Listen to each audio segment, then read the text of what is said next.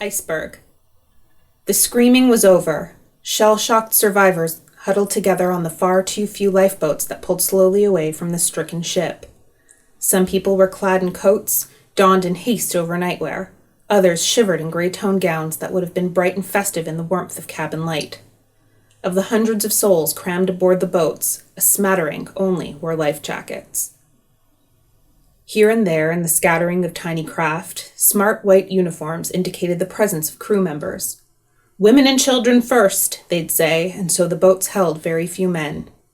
The survivors watched in helpless disbelief as, with a terrible cracking sound, their unsinkable vessel fractured in two and slowly slid beneath the waves. In its wake, the surface of the deep was littered with hundreds of devastated lives.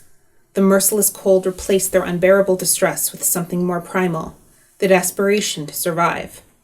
For the moment, anyway. The captain of the trawler, Iceberg, now in high orbit, gazed wistfully at the blue-green ocean far below. It had been a truly exceptional catch. Prime, fresh frozen carcasses, mostly bulls, filled the ship's hold. Market demand was frenzied. He rubbed his fronts together, anticipating profits that would suffice to double the cargo hold. The next expedition would leave fewer specimens for the scavengers. He swiveled a gleaming plethora toward his second-in-command. "Set course for home, number 1. "Aye, aye, sir." The red tendrils cresting the captain's feathery plethora twitched momentarily. To his subordinate, this was a clear indication that his captain was deep in the throes of a weighty internal struggle. The fluttering tendrils came to rest as the captain proclaimed, "And break open a second case of grog for the crew. They've earned it."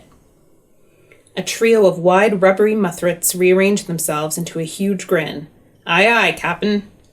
"Oh, and number 1? "Sir?"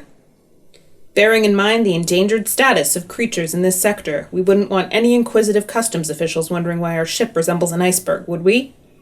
"Ah, sorry, sir." His left verbosid snaked its way across the control panel of the appearance modulator toward the third switch from the left on the bottom row.